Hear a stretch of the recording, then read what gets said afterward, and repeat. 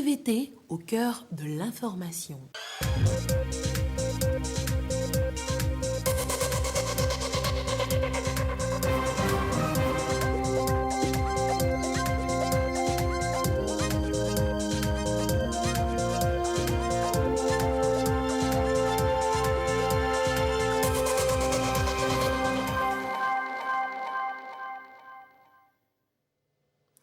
Dimanche de Pentecôte, jour de fête et de joie chez les chrétiens à travers le monde, ils commémorent l'avènement de l'Esprit Saint. Dans cette édition, nous vous ferons vivre l'ambiance dans quelques églises ce matin. Le président de la République, Faure Swaziland Singbe, a pris part à Paris au sommet sur le financement des économies africaines. De Paris, s'est rendu à Bruxelles. Le résumé est tout à l'heure. Vous qui avez longé ces derniers jours la clôture de l'université de Lomé, vous avez certainement apprécié les fresques murales. Ces dessins nous parlent. En fin d'édition, l'enseignant plasticien Akwete nous en dira davantage. Voilà pour le sommaire. Où que vous soyez, vous êtes en direct sur la télévision togolaise. Bonsoir, bienvenue dans cette édition. 50 jours après Pâques, les chrétiens du monde célèbrent la Pentecôte en mémoire de la descente du Saint-Esprit sur les apôtres. Une messe a été dite ce jour à la cathédrale de Lomé. Le père célébrant Kodjovi Dirowe a invité tous les fidèles à l'union et à la cohésion. Les temps forts de la messe avec Aimé Alpha, Robert Potogbe et Yasmine Kodia.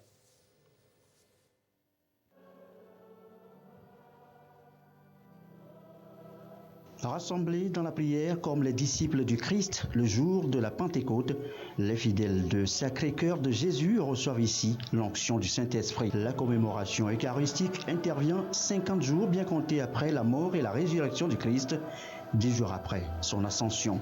Cette messe de Pentecôte inaugure une nouvelle ère chrétienne pour la Sainte Trinité. La signification de cette fête pour nous aujourd'hui, nous le rappelons, l'Esprit vient sur nous et c'est l'effusion de l'Esprit Saint. L'Esprit comme l'autre paraclet. Donc cela veut dire que Jésus est le premier paraclet. Donc l'Esprit, le second paraclet. Jésus étant l'Emmanuel. On peut aussi dire que l'Esprit Saint est l'Emmanuel de notre temps. L'évangile du jour qui nous est proposé nous rappelle cette promesse-là que Jésus a faite à ses disciples. Et il leur confirme, il leur dit que l'Esprit qui viendra les conduira dans la vérité tout entière. Il leur rappellera, il leur fera souvenir tout ce qu'il leur avait dit. Plein de sens, pleine de signification, la Pentecôte sert de trait d'union entre Dieu le Père, Dieu le Fils, Dieu le Saint-Esprit et toute la communauté chrétienne. La première action qu'il fait dans notre vie, c'est de pouvoir nous aider à communiquer. On peut le voir, quand il est descendu sur les apôtres, ils sont sortis. Et le texte dit que tous, de différentes cultures, de différentes langues, tous les écoutaient proclamer les merveilles de Dieu dans leur propre langue. C'est-à-dire, Dieu veut rassembler. Alors nous aussi, nous sommes invités à être des acteurs de rassemblement, des acteurs de paix, des acteurs, sinon ceux qui œuvrent pour le bien vivre, pour qu'il y ait cette amitié, il y a cette convivialité entre nous. Selon le Père célébrant, par l'envoi du Saint-Esprit, Jésus offre la possibilité à chacun d'expérimenter la présence et l'amour de Dieu dans sa vie au quotidien. Tout un symbole illustré par les langues de feu apparues au-dessus des apôtres. Le miracle de Dieu accompli, la Pentecôte marque définitivement la fin des célébrations pascales. De la messe à Lyon au culte, les fidèles chrétiens de l'église évangélique presbytérienne ont aussi célébré la fête de la Pentecôte sur la paroisse du collège protestant. Le message du jour a porté sur l'amour et surtout l'unité. Ils ont été appelés à cheminer avec l'Esprit Saint pour être purifiés. Sandra Ziagbi.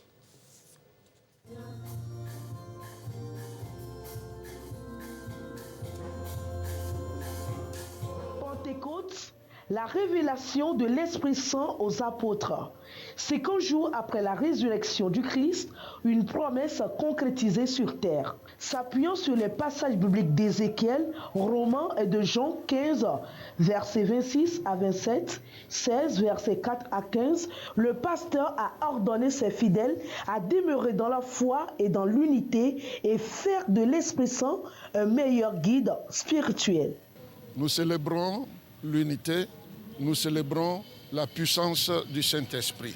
Et c'est l'espoir de la chrétienté tout entière, car la force de Dieu est descendue qui nous permettrait de vivre selon la volonté de Dieu.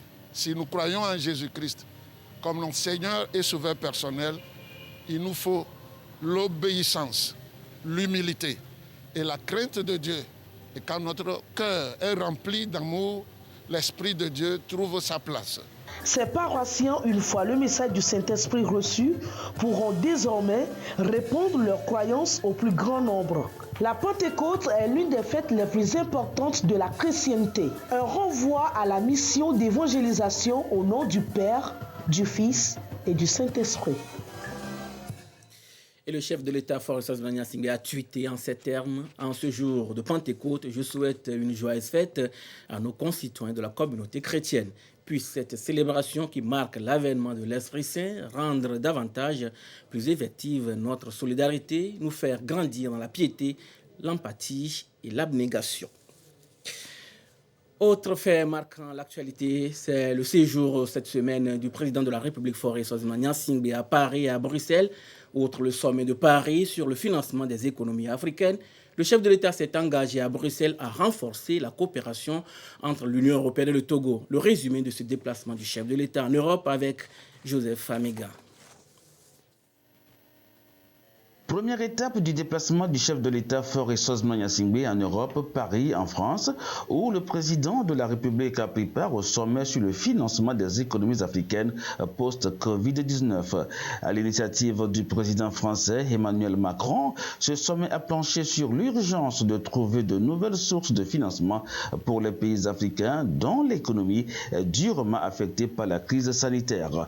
Le président de la République, dès les premières heures de son arrivée à Paris, a eu des échanges avec la directrice générale du Fonds monétaire international, Kristalina Georgieva.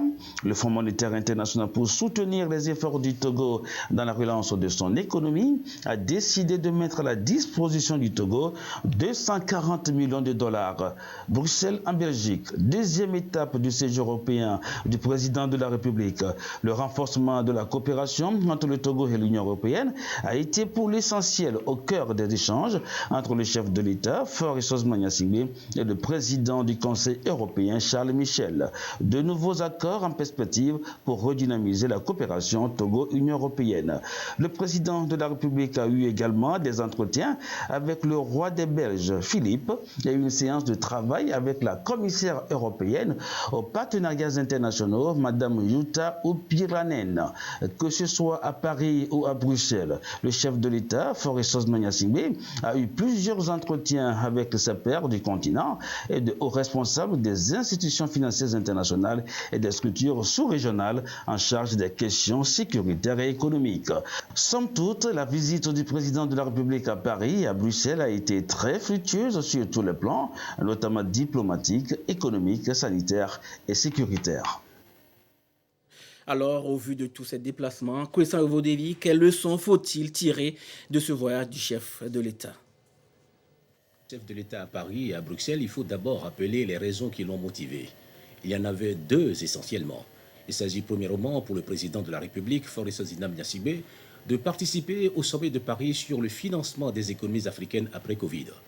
Deuxième raison qui a forcément un lien direct avec la première, le chef de l'État veut renforcer, redynamiser les liens de coopération entre le Togo et ses différents partenaires internationaux.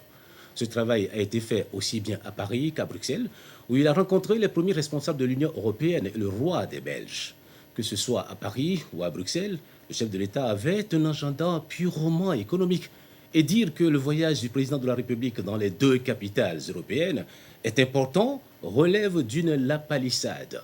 Ce voyage est important pour notre pays, important pour notre économie qui a besoin d'être relancée après les turbulences provoquées par la crise sanitaire qui n'a épargné aucun État. Bien que l'économie togolaise ait résisté à la sinistrose et donc au grand choc provoqué par la pandémie, elle a quand même été affectée. C'est l'heure à présent de préparer la relance qui a besoin de financement. Et comme on peut le constater, le chef de l'État personnellement s'investit énormément dans cette tâche. L'on comprend dès lors pourquoi il était nécessaire qu'il soit au sommet de Paris et à Bruxelles, au siège de l'Union européenne, un partenaire important. Les différents contacts avec les grands acteurs du sommet de Paris, que sont la directrice générale du Fonds monétaire international, le président de la Société financière internationale SFI, filiale de la Banque mondiale, le président de la Banque africaine de développement, reçu en audience par le président de la République, nous en disent davantage sur cette diplomatie économique active du président Faure. Toutes les éminentes personnalités qui ont eu le privilège de le rencontrer se sont félicitées de la résilience de notre économie et ont décidé d'accompagner le Togo. Elles n'ont pas tari d'éloges à l'endroit du président de la République pour son implication personnelle dans la gestion de la riposte anti-Covid.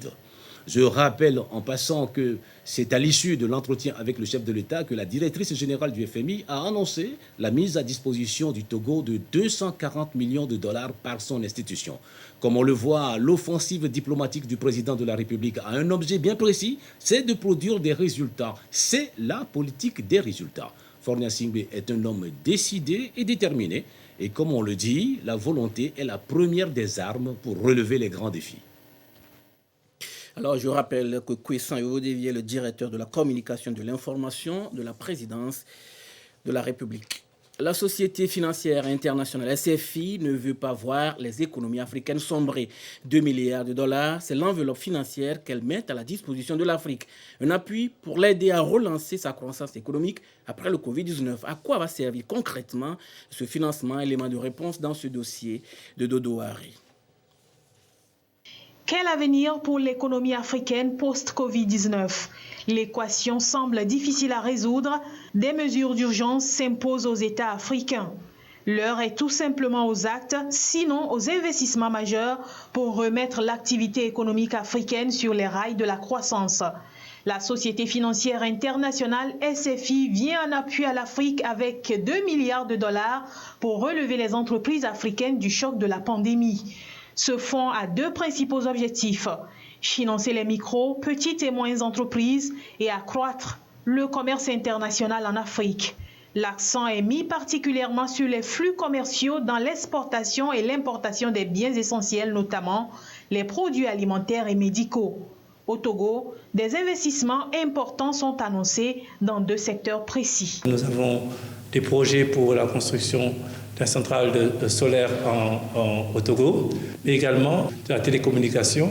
Comme vous le savez, le gouvernement a entrepris récemment des mesures importantes qui visent à améliorer la compétitivité de ce secteur. Et il s'agissait pour nous de réitérer notre volonté d'appuyer les autorités par des financements dans ce domaine. Le Togo a déjà reçu un coup de pouce de la SFI dans les secteurs comme l'énergie, les marchés financiers, la production du ciment, la logistique et la santé. Cet appui financier aux entreprises africaines, dont celle du Togo, n'est qu'un accompagnement parmi tant d'autres qui va davantage renforcer la résilience de l'économie togolaise face à la pandémie.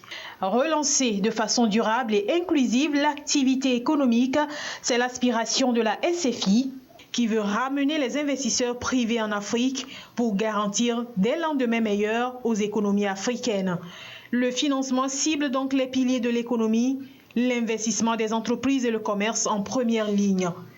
Les défis actuels qu'impose la crise sanitaire à l'économie africaine sont nombreux et cet engagement fort de la SFI, branche de la Banque mondiale en charge du secteur privé, est un pas important vers l'émergence des économies sur le continent après le Covid-19. L'Agence nationale de la sécurité alimentaire du Togo, ANSAT, renforce son stock de sécurité alimentaire. Elle a démarré une opération d'achat de maïs à l'Est Mono et de riz dans l'Amou. Plus de 10 millions de francs CFA ont été déboursés. Silver Abdou. Cette opération d'achat effectuée ici à Affilié dans l'Est Mono profite à 3 groupements de la coopérative Pisnadou. Il s'agit de Bissarda, Barabassa et Kani Oku. Les 3 groupements ont pu céder à l'ANSAT Agence nationale de la sécurité alimentaire du Togo, 25 tonnes de maïs blanc pour un montant de 4 250 000 au lieu de 4 millions par le passé. Ce qui suppose que le prix du kilo a été revu à la hausse, une disposition du chef de l'État pour accompagner les producteurs dans leur effort de production. Avant, le maïs est à 160 000 francs la tonne, mais aujourd'hui, on a été venu aujourd'hui acheter à 170. Et le problème qu'il a fait aujourd'hui chez nous, il a pris 25 tonnes qui est à 4 250 000 au lieu de 4 millions.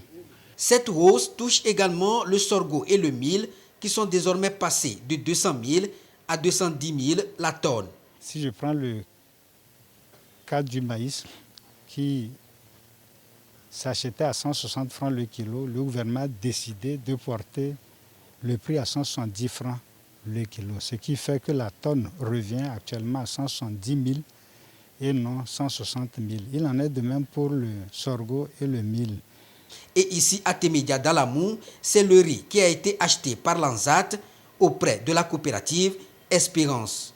En tout, 17 tonnes ont été prélevées pour un montant de 6 460 000 francs CFA. Sincèrement, c'est un grand merci que nous adressons aux plus hautes autorités. Et avec Covid-19, nous avons été vraiment inquiets. Mais le fait que le gouvernement s'est soucié à nous, nous ne pouvons que remercier. Plus de 10 millions ont été déboursés par l'ANSAT au cours de cette collecte effectuée dans ces deux zones. Une opération pour non seulement renforcer les stocks de sécurité, mais aussi accompagner les producteurs affectés par la pandémie à bien amorcer la nouvelle campagne agricole. C'est de soutenir les paysans qui ont été sérieusement affectés par la longue crise sanitaire que nous connaissons. Ça a déséquilibré les circuits de commercialisation des produits agricoles. Donc cette campagne vise à les soutenir, à renforcer leur résilience, en leur permettant d'engager le reste des excédents qu'ils ont. Les producteurs ont été également sensibilisés sur les filières porteuses, c'est-à-dire les filières à haute valeur ajoutée. Le directeur général de l'ANSAT, le colonel Urokura Gadazi, a voulu, à travers cette séance, amener les producteurs à embrasser aussi d'autres filières, car selon lui, le marché est aujourd'hui ouvert et disponible, surtout avec l'arrivée au Togo du groupe Olam, qui compte implanter des unités pour la transformation sur place de certains produits. Fédérer les génies pour innover, c'est le leitmotiv de BAM Lab d'Apan, marquant un petit arrêt sur les transformations attendues à travers ce slogan, l'incubateur BAM Lab d'Apan. Quel impact sur la région des Savanes? Élément de réponse dans ce dossier signé Gérard Lagoudou sur place. L'incubateur innovant de start-up Nunya Lab est déployé dans la région des Savanes. Ici à Dapaon, on parle de BAM Lab, un centre d'excellence des jeunes entrepreneurs qui propose des solutions aux problématiques de développement auxquelles font face les populations. Soutenu à hauteur de 70 millions de francs CFA par le Programme des Nations Unies pour le développement PNUD, cet incubateur encourage l'innovation, la promotion des talents et concourt à l'amélioration à l'écosystème entrepreneurial pour un meilleur impact économique et social. Pour la réalisation des objectifs de développement durable, il faut que les pays puissent créer de la richesse. Et la création de la richesse passe par l'entrepreneuriat, la promotion de l'entrepreneuriat qui permet de créer des emplois décents et donc de créer des revenus pour les populations afin de réduire la pauvreté, afin de réduire les inégalités, afin d'avoir également, de donner les moyens à l'État d'investir dans les secteurs sociaux. La jeunesse des Savanes a bénéficié de plusieurs mécanismes d'accompagnement mis en place ces dernières années par le gouvernement. Les reconnaissances exprimées sur place ont porté sur le FAEJ, le PAEJ-SP, le PNPER ou encore la NVT et l'ANADEB pour combattre la pauvreté et la précarité au sein des populations. Cette diversité d'initiatives en faveur de l'employabilité des jeunes et de leur plein épanouissement, la synergie d'action entre les intervenants vise, à n'en point douter, à apporter des réponses adaptées, des solutions spécifiques aux différents profils de jeunes Togolais. Je vous invite à faire de cet endroit votre maison, votre centre. BAMLab est là. Notre ambition est de voir émerger à travers cet incubateur une nouvelle classe de jeunes aux idées novatrices qui pourront révolutionner notre pays et transformer structurellement notre économie. Conscient que la paix est la condition indéniable et nécessaire de réalisation de nos rêves, chers jeunes. La condition de réalisation des projets ambitieux de la feuille de route du gouvernement. Je vous exhorte à être les défenseurs de la paix et de la sécurité, à rester vigilants et attentifs à tous les symptômes d'insécurité, y compris l'insécurité sanitaire. Et sur ce dernier point, l'assistance a été appelée au respect des mesures barrières contre la Covid-19 et à rester mobilisée pour la deuxième dose du vaccin AstraZeneca dans les prochains jours.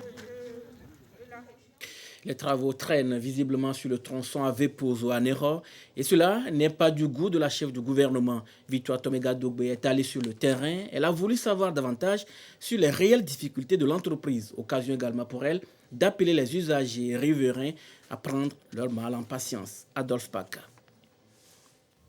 Les travaux de réhabilitation et de modernisation du tronçon à Vepozo à Nero sur la RN2, lancés depuis février 2020, les bulldozers tournent, les ouvriers actifs à leur poste, beaucoup de déviations sont créées, l'essence dessus-dessous.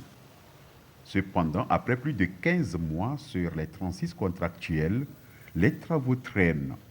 Le retard évalué à 3 voire 4 mois. Effectivement, il y a eu beaucoup de retard qui a été constaté. Nous nous sommes dit qu'on ne peut pas tolérer ça. Nous avions fait en sorte qu'ils revoient le plan d'exécution pour respecter le délai contractuel qui prend fin d'ici février-mars 2022. 25% d'avancement des travaux sur le délai contractuel consommé, jusqu'à plus de 60%. Quelles en sont réellement les difficultés? Le chef de l'exécutif ne voudrait pas se contenter des rapports de bureau. Il faut descendre sur le terrain, discuter avec les acteurs directs, les leaders communautaires riverains englués par les encombrements des travaux et envisager des pistes de solutions. En effet, les travaux sont divisés en 2 lots. La section à Vepozo Togo Comé, distante de 10 km, est confiée à l'entreprise chinoise CRBC. La mission de contrôle assurée par le groupement Eros Lacner. C'est là où les travaux ont pris plus du plomb dans l'aile. Madame le Premier ministre les a interpellés, insistant sur la rigueur du délai et la qualité de l'ouvrage à rendre. L'entreprise a été interpellée pour renforcer les moyens matériels et humains et augmenter la cadence de travail journalier. Le lot 2 qui concerne la section Togo-Comé à Nero sur 20 km est confié à l'entreprise Surubat. Ici, le bureau de contrôle sentant le retard avait déjà pris de l'avance dans la réorganisation du travail. L'entreprise était certes en retard, mais elle a présenté le 11 mai un planning actualisé à la demande de l'administration et des bailleurs qui rentre dans le délai. Sur les 2 lots, seuls les travaux préparatoires et le terrassement sont achevés. Restent la chaussée et l'assainissement. Le gouvernement accorde du prix à ces travaux et rassure les entreprises de sa disponibilité et de son soutien. Nous avons rassuré les entreprises que le gouvernement est à leur côté et qu'ici, il faut organiser le personnel pour travailler même nuitamment. Donc la sortie du chef du gouvernement, c'est rassurer les populations. Le gouvernement est au courant. Nous faisons en sorte que les travaux s'accélèrent davantage.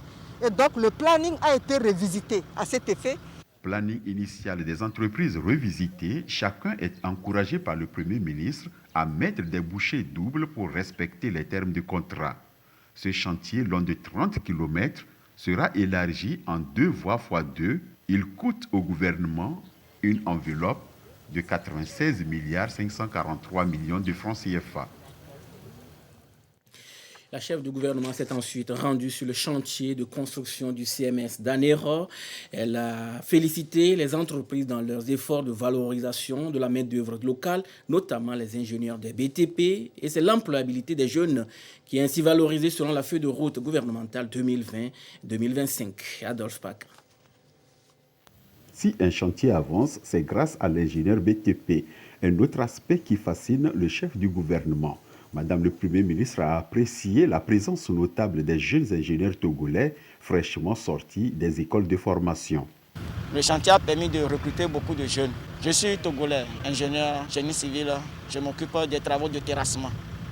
J'ai découvert ce projet de route de Togo-Com à Aneho et ils m'ont effectivement pris en stage avec eux. Et rapidement, après 3 mois, ils m'ont intégré au sein de l'entreprise. Je suis assistante chef laboratoire. Donc nous étudions les matériaux qui arrivent, le sable silteux qui arrive, nous voyons sa qualité pour voir si elle répond bien aux exigences du marché. Ce sont des jeunes qui, en raison de leurs compétences, émerveillent les responsables de l'entreprise. Hors caméra, ceux-ci ont exprimé leur satisfaction dans la prestation de services et n'ont pas hésité à envoyer certains sur d'autres chantiers dans la sous-région. Les ingénieurs togolais, experts togolais ont été recrutés par les entreprises qui sont en travaux de manière à ce qu'ils bénéficient de transferts de compétences. Les compétences au service de la nation, c'est le soubassement de l'employabilité des jeunes qui constitue l'axe 2 des priorités du gouvernement dans sa feuille de route 2020-2022. À la fin de sa visite, le chef du gouvernement a rallié Lomé via la voie Enfoin-Vaughan-Lomé. C'est désormais une route sans poussière, un chantier pratiquement fini et bien fait. L'on se rappelle que la remise de l'ouvrage est prévue lors de sa première sortie sur ce chantier pour juin prochain, dans quelques jours.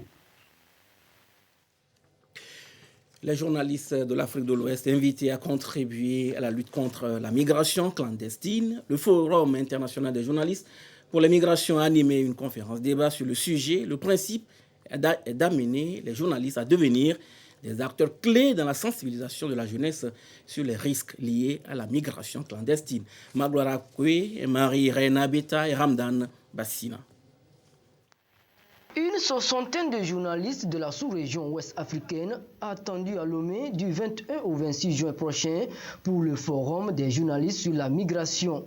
L'information est portée ici à la connaissance de la presse par les organisateurs. Cette rencontre, première du genre à Lomé, entend outiller d'une part les professionnels des médias sur la thématique et d'autre part les appeler à jouer leur rôle de veille de conscience sur les dangers de l'immigration. C'est une chose aussi intéressante d'impartir la connaissance aux autres.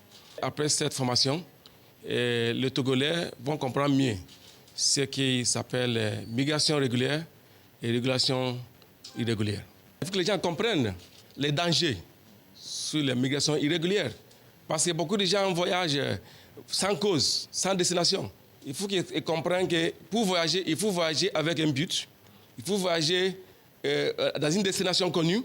Sinon, vous allez aller là-bas pour avoir des problèmes. Après avoir formé les journalistes, on va associer les journalistes à nos projets. Les journalistes qui ont participé dans ça, on va les associer. Ils vont aussi avoir les diplômes pour montrer qu'ils ont vraiment subi la formation. Mais au-delà de cela, nous voulons que les journalistes qui seront formés disséminent l'information partout pour que les gens sachent l'importance de voyager régulièrement. Cette démarche est portée par Journalists International Forum for Migration, en collaboration avec l'Organisation pour l'intégration africaine OIA. Les journalistes togolais vont devoir, à travers leurs articles, reportages et analyses, apporter leur contribution pour l'atteinte des objectifs de ce forum. L'actualité hors du Togo, rendons-nous au Bénin. Le président Patrice Talon a prêté serment ce dimanche, vainqueur au premier tour de l'élection présidentielle du 11 avril 2021 avec plus de 86% des voix. Le président réélu pour un second mandat a été investi à Porto Novo. Elle appelle à l'unité pour relever les défis de développement qui s'imposent à son pays. Un retour au Togo. Sur les murs de l'université de Lomé se dressent des fresques. Une créativité artistique qui séduit plus d'un. Mais au-delà, ces fresques véhiculent un message d'union et de paix sociale entre les fils et filles d'une même nation. Nous sommes le Togo. Voilà en résumé l'œuvre que nous fait découvrir Richa Mega et Sonia Amenikpo. Aux entrées nord et sud du campus universitaire de Lomé, c'est une beauté artistique qui vous accueille. Ici sont représentées une multitude de figures qui traduisent la diversité culturelle du Togo. Des œuvres d'art le long de cette clôture exprime la beauté culturelle du Togo. Le peuple Ouachi, matérialisé par des danses traditionnelles. Le peuple Moba-Gouma, qui sont des chasseurs matérialisés par une posture de chasse. Le peuple Losso, qui est un peuple que nous avons matérialisé par leurs sculptures de bois, sculptures qui sont utilisées dans un contexte spirituel. Le peuple Guin, qui est un peuple que nous avons matérialisé par des prêtres qui sortent de la forêt avec la pierre sacrée. Le peuple Tchamba, qui est un peuple très accueillant, que nous avons matérialisé par un partage entre plusieurs femmes, un échange de calebasses contenant des vivres et autres. C'est la force du patriotisme. La plupart des fresques qui ont été réalisées ici ont été faites à base de béton, de produits naturels, d'ocre, des peintures donc, qui sont certifiées Veritas et qui permettent de donner une durabilité aux fresques. Nul ne passe sans y jeter un regard et chacun y va de son commentaire pour magnifier le génie créateur togolais. Nous qui ne connaissons pas les figures de la tradition togolaise, ce sont des décorations qui nous permettent d'avoir une image sur nos traditions et ça touche vraiment, ça touche le cœur, ça me plaît beaucoup. Là tu passes, tu dis, oh le Togo a toutes ces cultures-là, c'est vraiment extasiant. Ça montre aussi une révolution dans ce thème du savoir. Et c'est une beauté naturelle et ça parle en même temps de l'unité du pays. En tant que citoyen togolais, avec ces réalisations, je suis très ému de mon peuple. Je me retrouve dans ces œuvres d'art parce que je vois tous les peuples représentés et ça fait ma fierté. Les murs du Temple du Savoir forcent de plus en plus l'admiration. L'ouvrage ici allie la beauté au travail et montre la vision d'un Togo en perpétuelle mutation. Rappelez-vous, il y a quelques années, sous le leadership du chef de l'État, des fresques ont été réalisées au niveau de la colonne de la paix. Et aujourd'hui, nous nous réjouissons de ce que cette pratique se développe à travers la ville et même les entreprises privées l'intègrent dans la vision de leur entreprise. Vivement que ces fresques puissent être valorisées à travers la compréhension que le public doit avoir. Nous avons même un projet qui consiste aujourd'hui à former même des guides qu'on doit mettre au niveau de toutes les fresques pour expliquer les fresques aux visiteurs, aux touristes qui arrivent dans notre capitale. L'Université de Lomé, décidément engagée, est plus que jamais à rompre avec le passé en séduisant de par ses infrastructures tant à l'intérieur qu'à l'extérieur. Et dans le 13h de ce dimanche, l'artiste plasticien enseignant à Léamou, Bernard Akwete dit Faba, a porté son regard sur l'ouvrage présenté. Vous venez de le voir dans le sujet. C'était dans le 13h avec Chata Aratem. Suivez. Mon regard d'ensemble, c'est que ce sont des bas-reliefs. Et ces bas-reliefs sont différents des rondes-bosses. Alors, les rondes-bosses, c'est quoi? Ce sont des sculptures autour de laquelle on peut tourner. C'est ça le ronde-bosse. Le bas-relief, ce sont des sculptures imprimées sur une surface. Ici, c'est les murs de l'université, la face extérieure des murs de l'université de Lomé. Vous avez aussi les fresques murales et c'est la peinture qui est immédiatement faite sur de l'enduit. Ici, ce sont des bas-reliefs et ces bas-reliefs sont des innovations. Quand vous comparez ces bas-reliefs aux sculptures ou aux bas-reliefs de grands artistes qui ont eu, par exemple, à habiller Paris, vous verrez que ces étudiants ont apporté une certaine innovation.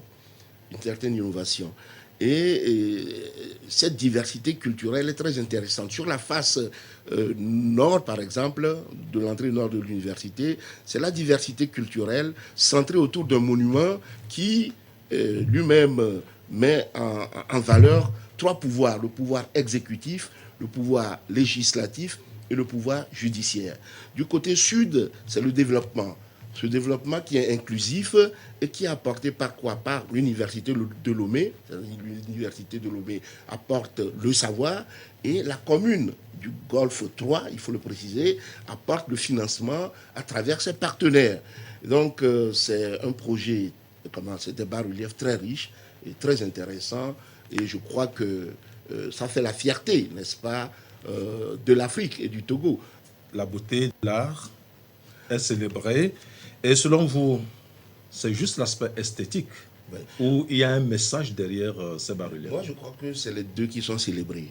La beauté eh bien, la beauté est relative. Mais il existe des canons qui, une fois respectés, forcent l'admiration de tout le monde.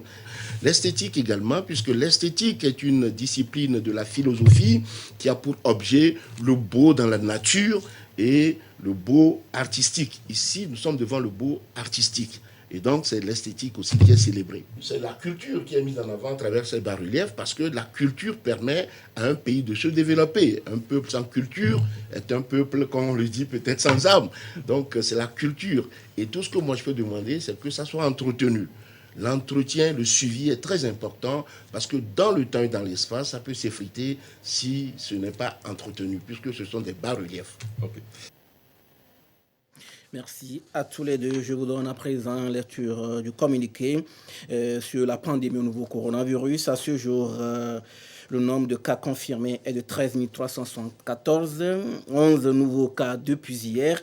Le nombre de personnes guéries est de 12 278, 56 nouveaux guéris depuis hier. Le nombre de cas actifs est de 971 et le nombre de décès est malheureusement de 125, un communiqué signé par le professeur Moustapha Mijiawa, ministre en charge de la Santé. Et c'est la fin de cette édition. Merci de nous avoir suivis. Restez avec nous sur la TVT. Gardez toujours le sourire, quoi qu'il arrive. Excellente nuit à tous.